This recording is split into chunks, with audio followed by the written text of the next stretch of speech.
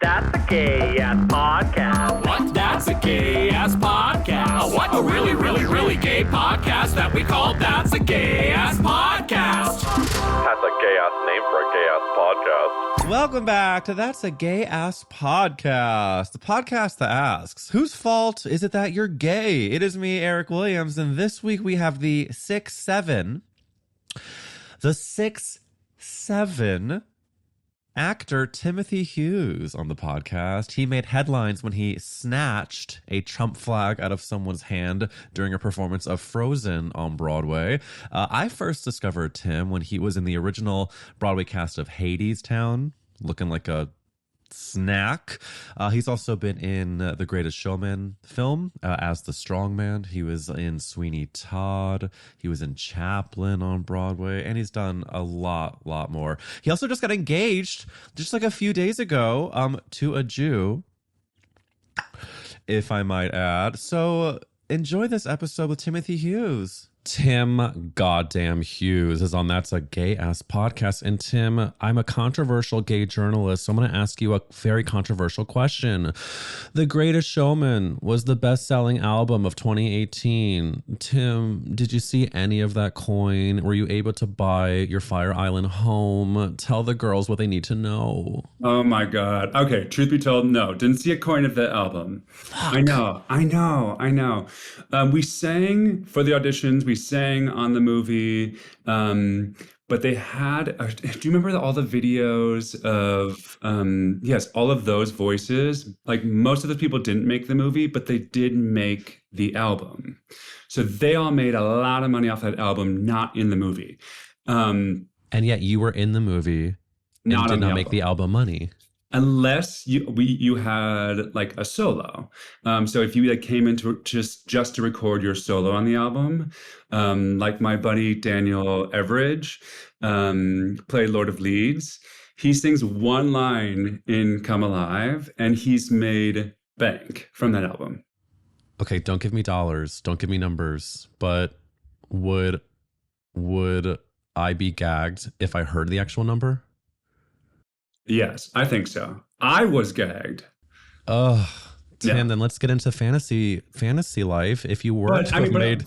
But the movie still, like, the movie still pays me. So I'm still making money from the movie, which is great. Okay. So then let's manifest that you continue to make the movie money, and all of a sudden they re-release The Greatest Showman, and you find yourself with an extra fucking boatload.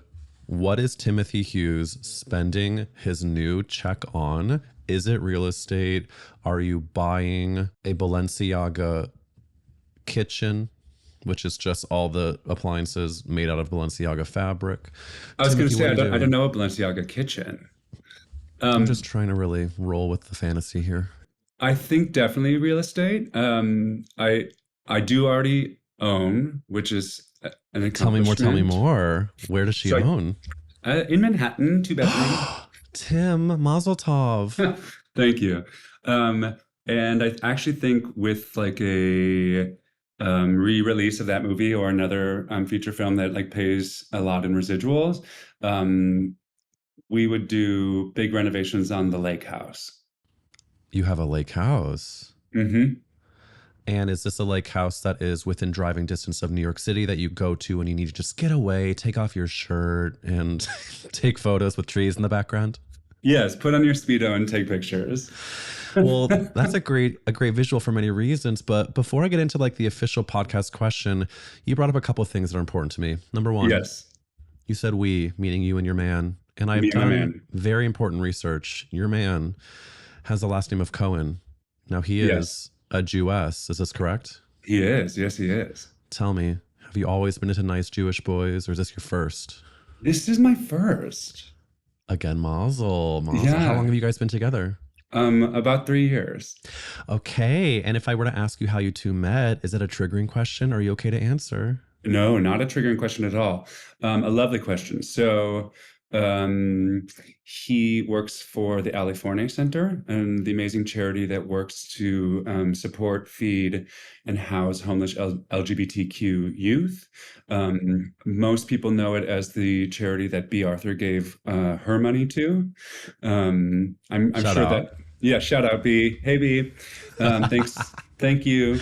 And my management team, my representation as an actor, they get a table at the big benefit for the LA Forney Center every year. So I'd recently signed with them and was asked to be one of the guests at the table.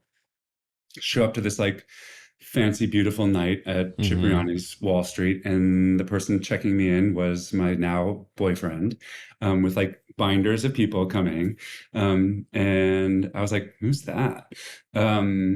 And I always tell this like really meet cute story. Like later on, I was pulled in every direction at this party, and then everybody was sitting down at their table, and I had no idea what table I was at. And like from across the Cipriani's ballroom, we caught eyes, and I was like, he's gonna know where I'm sitting. So I came up to him, and I was like, I know that this is your event, and this is a big night for you, but do you happen to know where I'm sitting? And he was like, I do know where you're sitting. So we met at that event, and then met up the next day, and have been together ever since. Tim, you know I have some follow-ups here because you met the next day is not enough for me. You're at this event. You say, I'm such a scared little bird. I don't know where my table is. Could you tell me, sweet Jewish man, where to go? And then he said, follow me. Meanwhile, you're 12 feet tall. How tall is he? Not 12 feet tall. He's about 5'8". He's like, okay, perfect, even better. He's like, come follow me. He's sort of squeaking down the ballroom floors, just, in terms of height, sounds. And then you sit down, you say to your manager, God, the help here is really cute. Yeah. Next thing you know, you slide into his DMs or he slides into yours. How does the flirtation lead to date? There's like an after party of drinks where I was like talking with him and meeting a bunch of his friends. And then he gets wrapped up in like, because it's his event, big business, can't find him. I leave that evening. And as I'm going to bed, I try to slip into his DMs, finding him on Instagram. It was like after midnight. And as I find him, like looking up him on like the California website, he has already sent me a message. Oh, that's good. Yeah. Oh, and so of course your sort of heart skipped a beat. And then the crazy thing is, then I like taught the next morning and was down in Midtown, and we were just chatting on Instagram, and I was like, where do you live? And he was like, oh, I'm currently staying in Hell's Kitchen. And I was literally on the corner of where he lived while we were talking. And so is that when you were like, well, then let's just hang out now? Yeah. Okay. That's why it happened so quickly. Yeah. The universe was doing her thing. Seriously, just like forcing it to happen. Now my gay journalism hat fully on. Did the first kiss happen at the first date? Yes, of course. Yes. Obviously it was a good one too. And I'll just let our imaginations run for whatever happened next because the rest is herstory. Well, appreciate that. Tim, of course. It's just so lovely because I know a lot of people who follow you are fans of your career as well. They should be. I mean, you've done such incredible things, but I'm glad that you're on this gay podcast because we get to get into like the gay shit. Like, for example, you mentioned about your lake house, you in a Speedo. If you come from Wisconsin, you're 6'7", sort of like taking up space physically, but also as a gay person in the Midwest. When did you allow yourself to say, I'm a fucking gay guy who wants to put on this tiny fucking Speedo? Were you always able to be proudly a faggotrini, as I call us? Or did it take you many years of life to be like, I deserve this gay ass Speedo? The Speedo specifically was a harder sell. Like, that was definitely support from my boyfriend. He does a really good job of bringing people into the lake community. So we have branded it as #GayLake. Hell yeah. Yeah, which is great. And it's actually like, it's happening. But with that branding came the uniform of the Speedo. So I literally, actually, here's the true story. The first time that I was going to spend a week in P-Town, I didn't have the gay uniform of a Speedo.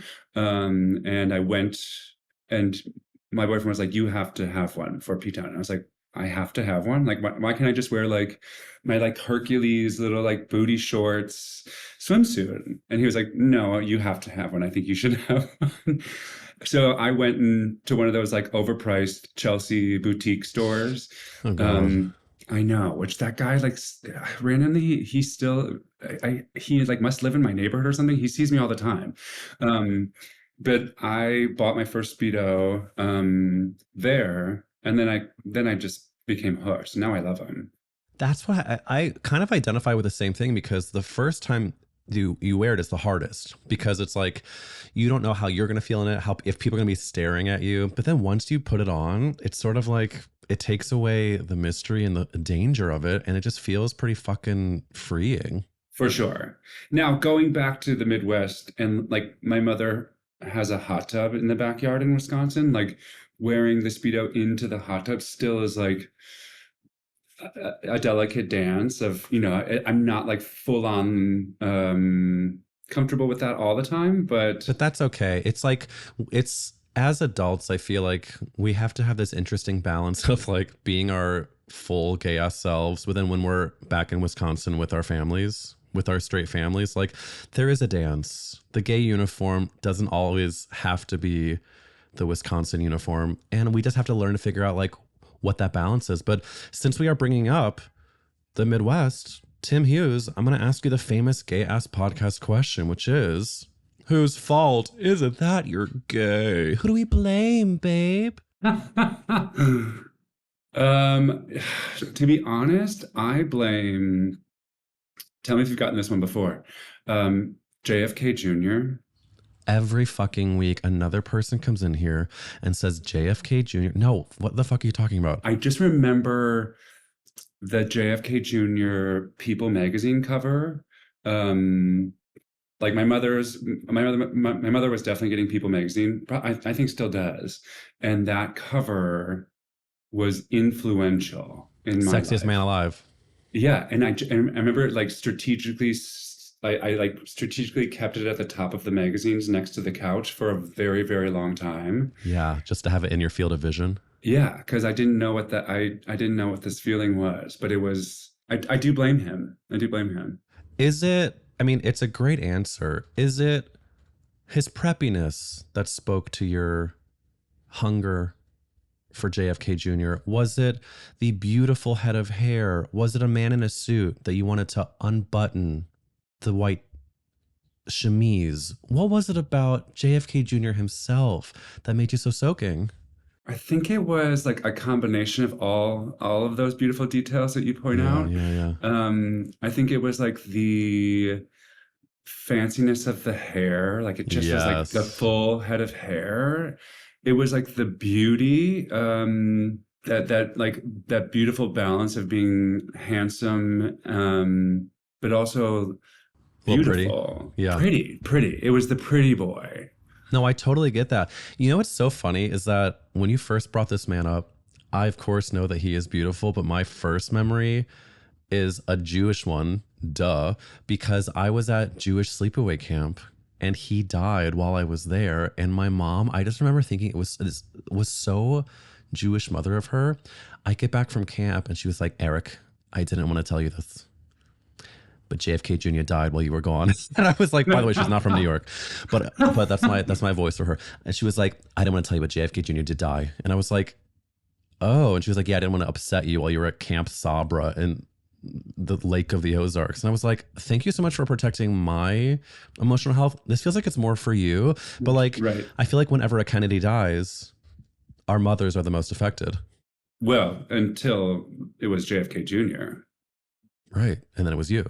And then I realized, I think also because he was like married to the most beautiful, like gorgeous blonde woman who I can't even remember her name because I wasn't interested. If you and I both went to NYU Tisch, shout out. Yeah, shout out. Hey, NYU. Did you live up to the Gay by May headline of you go to college straight, come out by the end of freshman year, or were you already out before you left? I was sophomore year. Gay by sophomore year of NYU. Yeah. Sophomore year, came out post Thanksgiving to my mother. I was going to do it in front of the whole family, and then I didn't. And so I did it as my mother was driving me to the airport. I was like, I have to tell you something. And I was like, but don't tell the rest of the family. And I never had any doubt that my family was going to be supportive. It's a little bit more complicated for me. My father had passed away right before my senior year. So I feel like the Senior year of high school? Yeah. So the mental capacity to come out as the idea that it would possibly be a burden to my own mental health and my family's, I think was why it was pushed to the back burner for as long as it could be. That probably would have been the time. There was no reason why I wouldn't have felt comfortable doing that in high school. Right. But then that tragedy kind of struck and delayed the coming out. But I told my mother on the way to the airport, and I was like, don't tell the rest of the family. I want to tell everybody in person and not do it on a phone call. And we're all going to be together for Christmas in a couple of weeks. I got off that flight in New York and everybody knew. Your mom went from People magazine to Star. Your mom she went was from People magazine. She activated the phone tree. TMZ. She was the gay mom phone tree. She was call, let everybody know. Bless her, because at least while she maybe didn't exactly respect your boundaries in that moment, she did a lot of the heavy lifting for you. For sure. My sister said it best. She was like, I'm really mad that you didn't tell me first. She was like, but you would never have lived it down if you didn't tell mom first. So, and that's also how I feel as not only a nice Jewish boy, but just a gay boy and his mother has a very specific relationship. And I feel we sort of hold up our moms as much as they hold us up. And so if you had told anybody first, she probably would have been devastated. For sure. For sure. You are working in theater, which is obviously one of the gayest art forms, but I would say that you are pretty straight presenting as a person and performer. So was it actually a pretty big shock to your mom or to those people? Or follow up, did your Midwesternness create the straight presenting person that you were? And does that make any sense? Yes, for sure. When I first came out, my mother said the first things out of her mouth were, what about Katie? Which I kind of want to make t-shirts. What about Katie? Yeah. Because Katie was one of my best friends in college, and she was tall, gorgeous, blonde. And the first time my mother came to visit New York, I think I ran through Union Square, and I picked up this blonde girl in my arms and swung her around. So I think there was some family picture that she took of us that day in her mind. But also she was fully prepared and had been considering it for years that I was gay. And she always told me that both my dad and her knew. Really? Yeah. I mean, it wasn't really, I would play with Barbies. I said to my mother, I was I used to make my Barbies figure skate to the soundtrack of Sleepless in Seattle. There was no way I was going to be... We need to take a moment to address how that is maybe the gayest statement that's been said on this gay podcast. You would have your Barbies figure skate to the soundtrack of Sleepless in Seattle. Yeah. I'm writing something, and I actually wrote that line, and I was like, oh, it's a good one, and it's 100% accurate. Well, I think that there's also a beautiful bond between gay children and romantic comedies. Something about a straight man in that romantic comedy showing his emotions maybe makes it be oh, it's actually okay to be a fully formed human and not just the straight dude that I'm being told I have to be, which has no feelings and goes to the factory. But you have also said in interviews that your sister performing is what sort of inspired you to get into it. For sure. What were if we're looking back at you in high school, what roles did you fucking slay? Well, I'll tell you first, because I just finished doing Joseph at Sacramento Music Circus. Oh, yes. And my sister was Potiphar's wife when she was like 16 or 17. And I remember she had this like pink boa and she got this like long, like silver nail. And she'd be like, come and lie with me, love. And I was hooked. I was like, I was like, do I want to be Potiphar's wife? Do I want to be in this show? Do I want it to be all of the above? All of the above. Roles that I killed in high school. I think my like breakout star performance was Bud Frump, show stealing comedy in How to Succeed. Oh my God, huge. Yeah, physical comedy galore. And then my senior year, they chose Anything Goes for me. So Billy Crocker, tap dancing, singing, song and dance man, classic Cole Porter. I've always loved singing Cole Porter.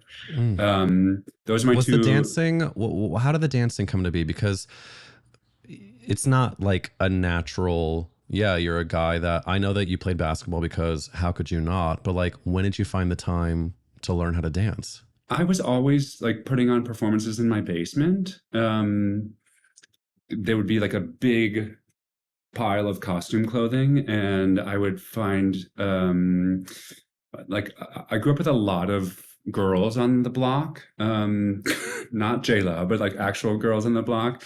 The hookers of Wisconsin. Yes.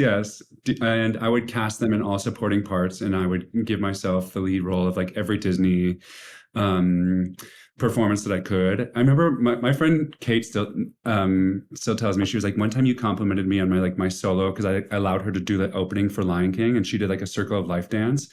And she was like, it meant a lot to me that you complimented my performance. And I was like, was I that? Was I Sounds awful? like you were kind of a queenie, bitchy. Here I am being like, what is it like being straight presenting? Cut to you as like the cuntiest, gayest 8-year-old. Seriously, in like a blue,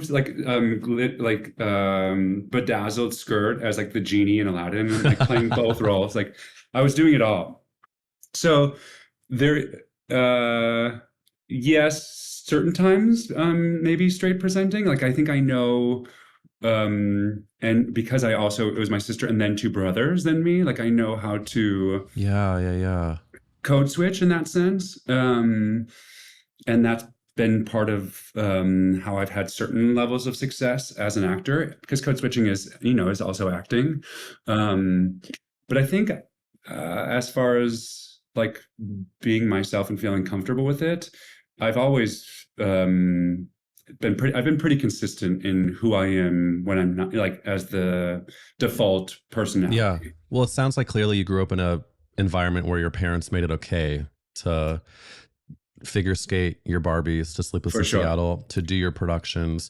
I also was actually figure skating. Like I remember one of my favorite Christmas gifts ever was not having to use my brother's hand-me-down hockey skates and actually getting a pair of black figure skates. Chic. Wait, that's so crazy, because I was told that I had to wear figure skates when I ice skated because I had narrow feet. But clearly I just like, my parents could tell that like I wanted nothing to do with ice skating, because I have 3 straight brothers who all were hockey players. And wow. Are you the youngest? I'm the middle. So I have an older brother who was like hockey. I have a twin brother, hockey. My younger brother, I guess, wasn't really hockey, but he was still straight. So like whatever. But when we would go to ice skate, I would be like, Dad, watch me do a triple axel, quote unquote. And I would have my Caucasian colored fucking ice skate. Cream or white? Cream. Like, I'm just trying to like let you picture the most like feminine, like full Tanya Harding, my lace is broken skate. Like I was given Tanya Harding figure skates, and I would just like be doing as many spins as I could at the Webster Groves hockey rink as my brothers were fucking body checking each other into the walls. And I just like, it was so like affirming to wear figure skates as a kid. And I think eventually I did get made fun of for it, but you could not tell me nothing in those boots, bitch. Oh yeah. What about your so if you don't mind, I would love to hear a little bit about your dad, because if he and your mom were giving you this environment of like allowing you to embrace who you were, what was it like having a dad that encouraged you to be who you were in a place that not necessarily that was the norm? My dad was 6'8". He played basketball in college, and like, of course, was like always coaching the boys team, like helping coach, Yeah. myself included. Like since I was in third grade, like I started.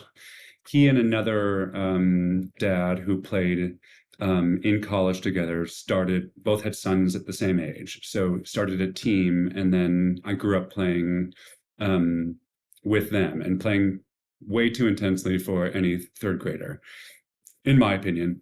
So he always had like a coach mentality, and was really, really good at being like the gentle coach, like not the one that ever led with like, God like, bless. I know he was really wonderful in that sense, always taking the other side of like the head coach was like a little bit more firm and stern about it. And then he would be like the gentle, more thoughtful one that would like be able to have discussions one-on-one with me.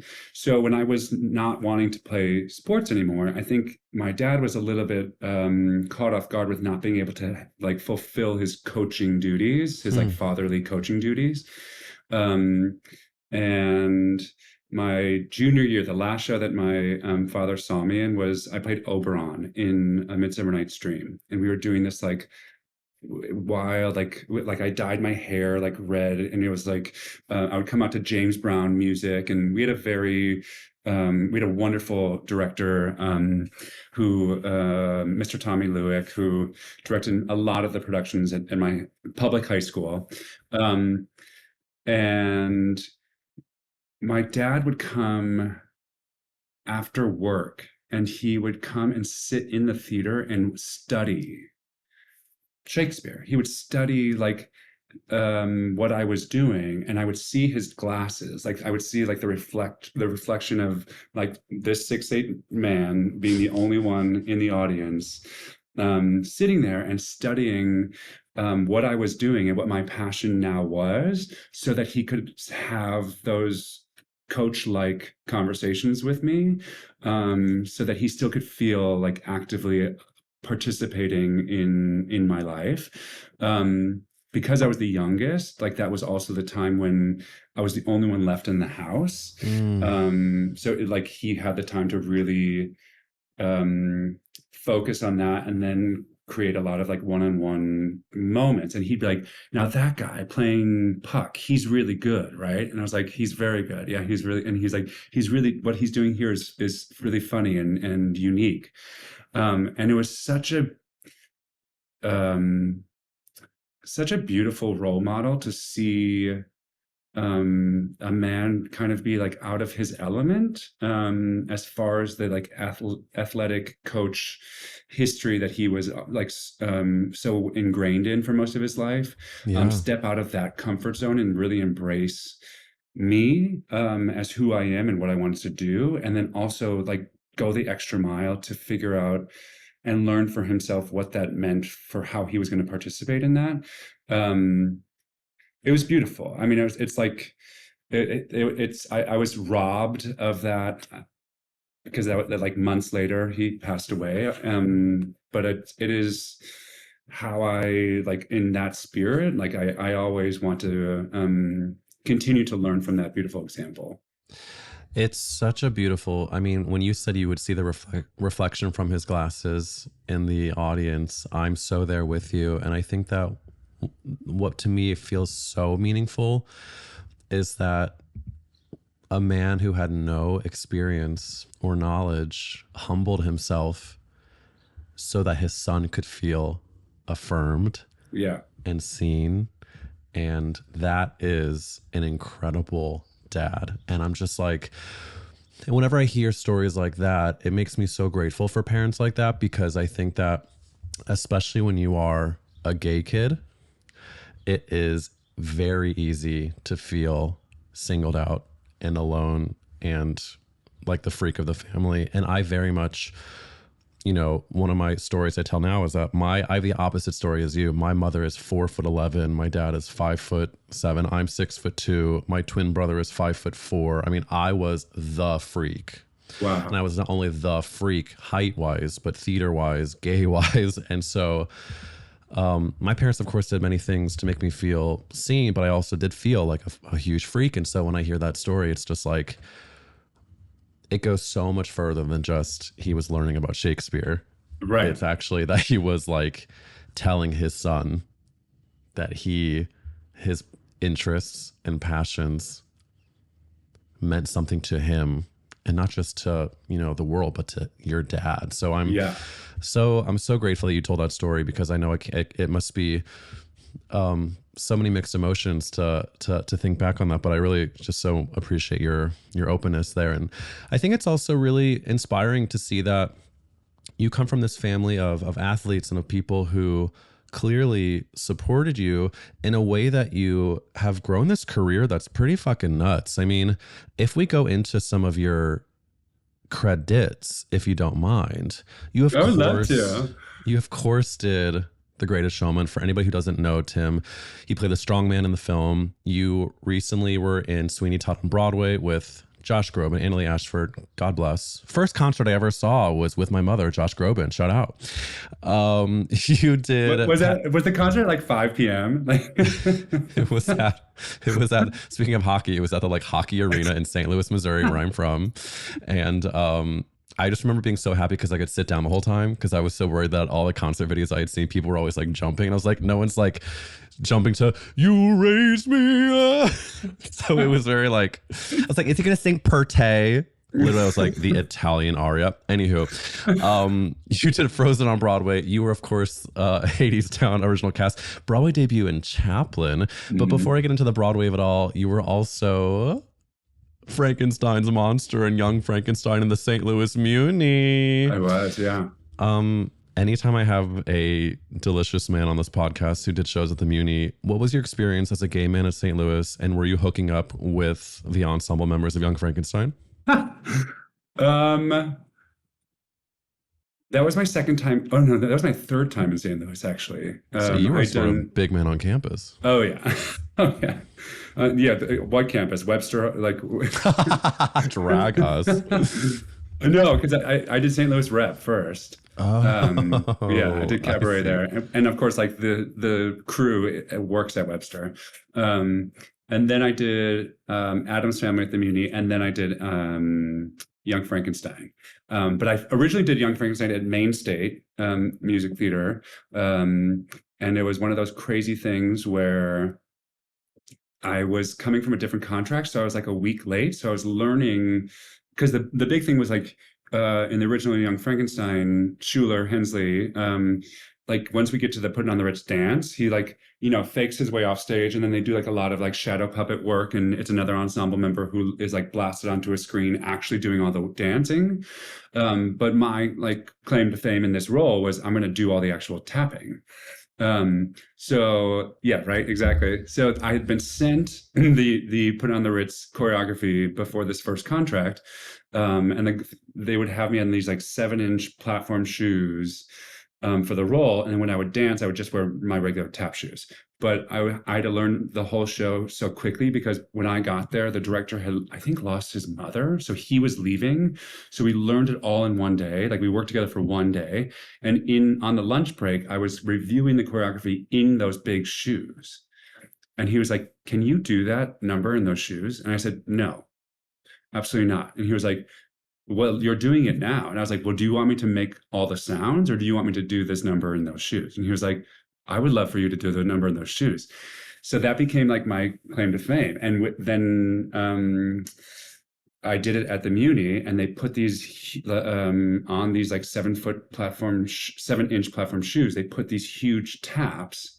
And then mic'd my shoes so that I actually had to start making all the sounds. Which was thrilling. It was like very, very thrilling. And actually, when that is the show that led me, that kind of planted the seeds to how I got Greatest Showman. Because Greatest Showman was originally looking for a giant who could either dance on stilts or dance in like big platform shoes. And I asked Mike Isaacson, the artistic director of the Muni, I was like, "I know you have the archive." I was like, I've caught the attention of the director from this upcoming musical movie, and he wants to see me dance in like these platform shoes. And he sent me a small clip of my number and putting on the Ritz. Shout that helped me like plant the seeds and got the director of Greatest Showman interested in working with me. I didn't even end up getting the role of the giant. I just ended up like getting on his good side, going through the whole audition process, and then dancing for my own track of like one of the other oddities. And the universe did her thing for sure. Well, I love to hear the role of St. Louis Muni in your history and your career, because I was and producer Nathanael, we were both Muni teens. Oh my God, I love the Munis so much. So a lot of our first early Spank Bank memories were picturing the men traveling in from all over the country to random St. Louis, Missouri. We were like, we would take photos with the actors at the tailgate after the show. Like, it was like, oh yeah, literally before you got in here, Nathaniel and I were talking about one guy from the shows we would do, and like, I wonder where he is now.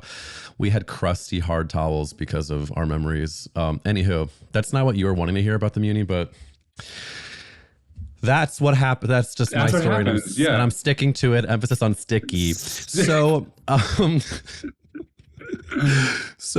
if we do get into some of your other fun stories from your career, when you were doing Frozen, you made all these fucking headlines when someone held a Trump flag up in like the front row, and then you snatched it out of... No. He walked it down. He was not. He walked it down. Yeah, even fucking worse. That's how I clocked something was off, because somebody was like kind of running down the aisle during the curtain call, and it was weird because it was the first time that I worked with Disney. It was the first time where they had given like a speech about the dogs, like doing like a bomb sniffing dogs around the theater was new to me. So I was like, oh, this is interesting, new safety protocol, like for a Broadway show. This felt very odd. Mm-hmm. And then there was some like pushback, and things were happening because of like the colorblind casting in our show was ruffling some feathers for people who were like, well, that princess is white, or like that princess is supposed to be white.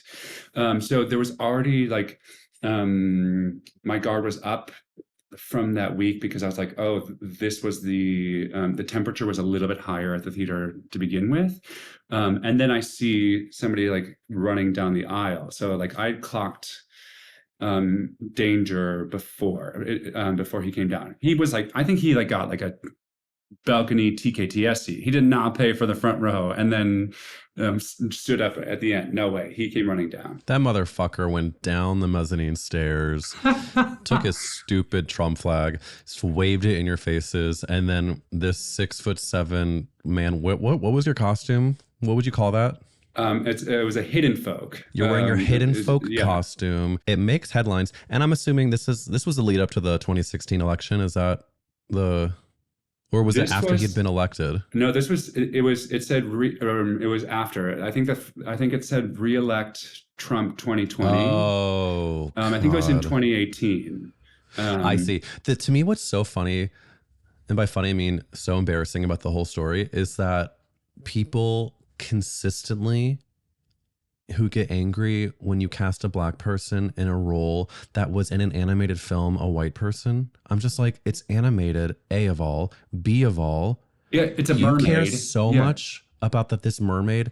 You care so much. This guy, I think, people had sent me things that he like was trolling all of Disney parks. Like, I don't even think it was specifically our show. Like, he was on a national tour of trolling hatred. Disney.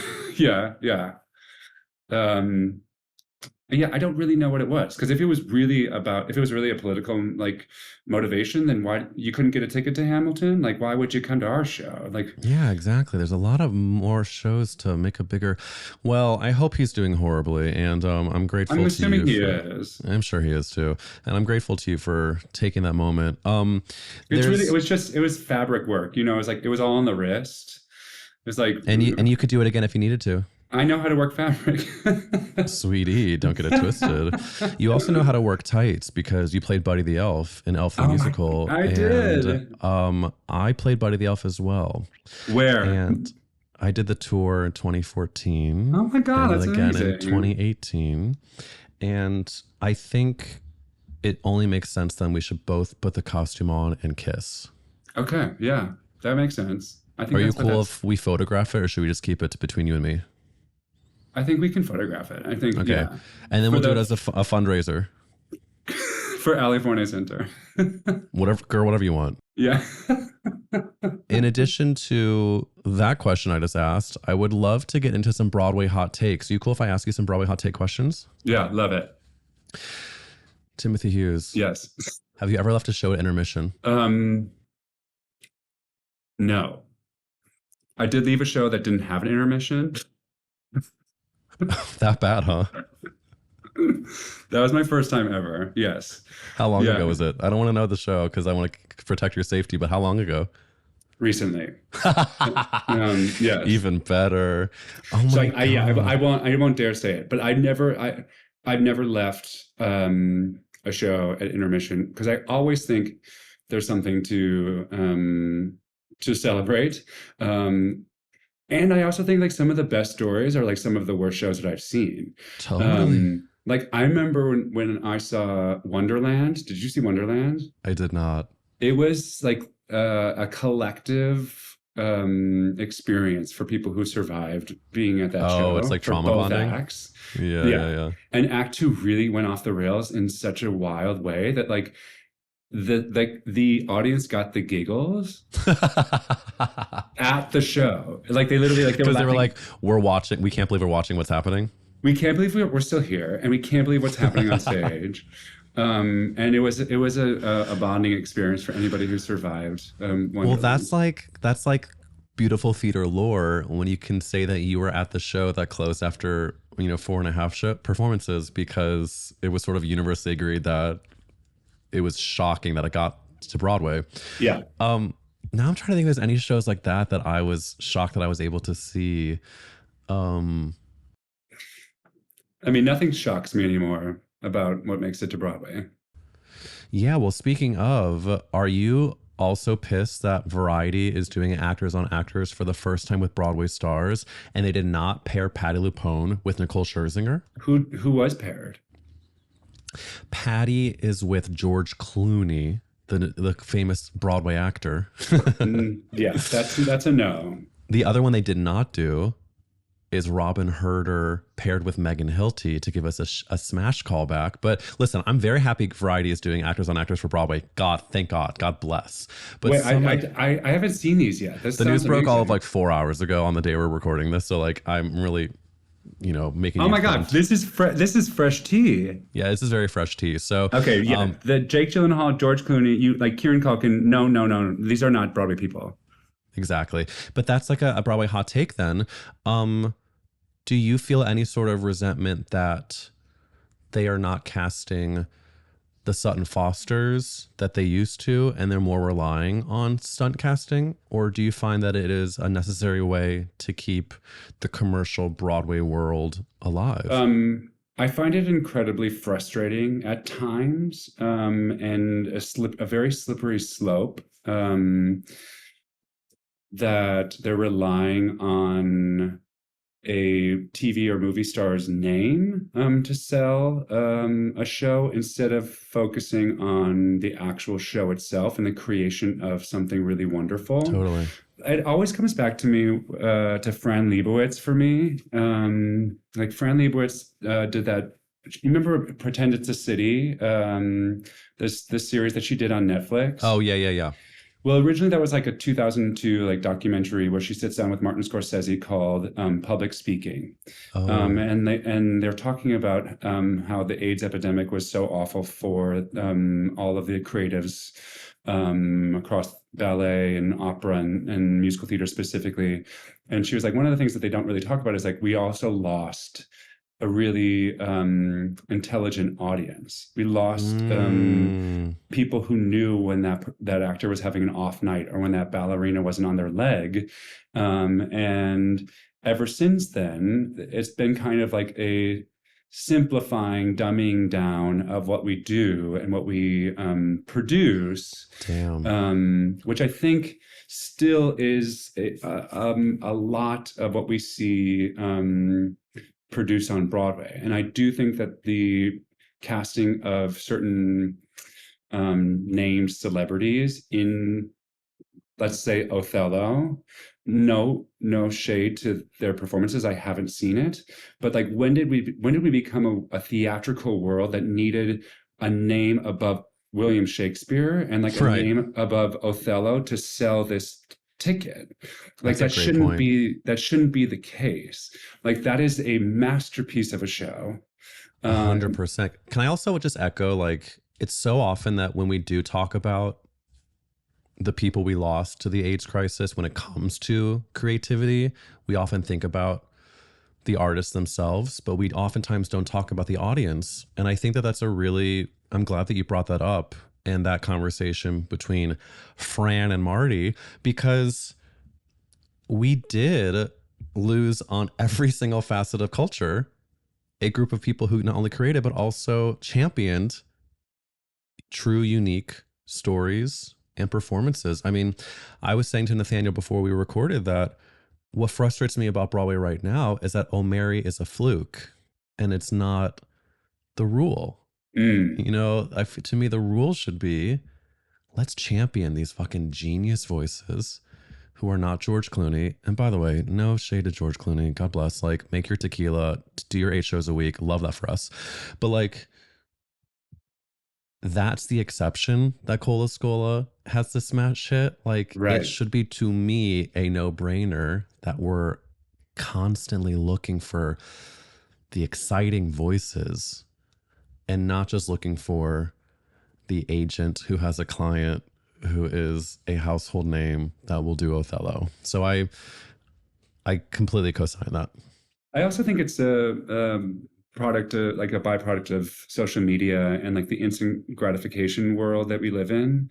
That if it isn't like a name recognition of an actor, then it's a name recognition of a movie that we know, or of an entity that we know that is an immediate hook in. Which I don't know how we change that.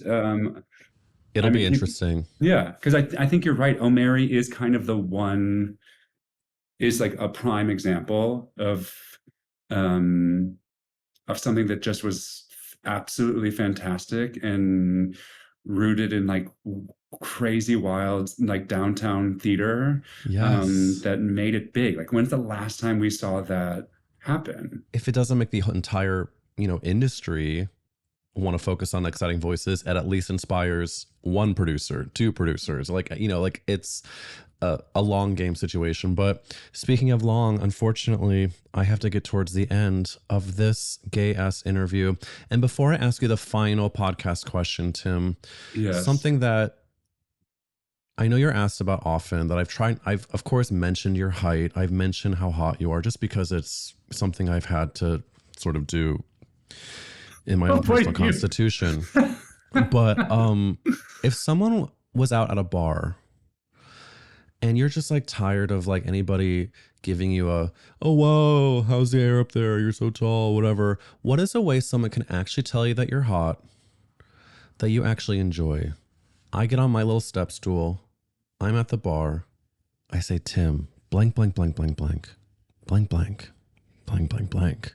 What am I saying that actually is a nice flirt that makes you feel good? And if you just want to say like, can I squeeze your arm? If that's what gets you going, it can be that. Truly, sky's the limit. This is going to be a little bit of a roundabout answer to this question. Please. I don't know if I have the specifics of what I would want said, but if it is going to be like height related, if it is going to be, or you could say it shouldn't be height related. No, I'm okay with it because I also know it's like, I also know it's like a key to my success, and I'm I own it. I'm proud to be it. I think it is. There's strength and confidence and definite appeal to having height. I feel very lucky to be this tall a lot of the time, not always. But as far as like attractiveness, like it definitely is deemed as, for whatever reason, more attractive than or people find it more attractive. Yeah. So if that is something you're going to mention, then I would say that like it has to be done in a creative way that is personal to that person. And if it makes me laugh, that's even better. This was not a pickup, but I cling to it as a great example. Is that I was on a crowded train, and like I was holding the subway thing, and this like woman, this older woman, was kind of like in my armpit, like looking up at me the whole time, and she said, "You must see a lot of things that people don't like to clean."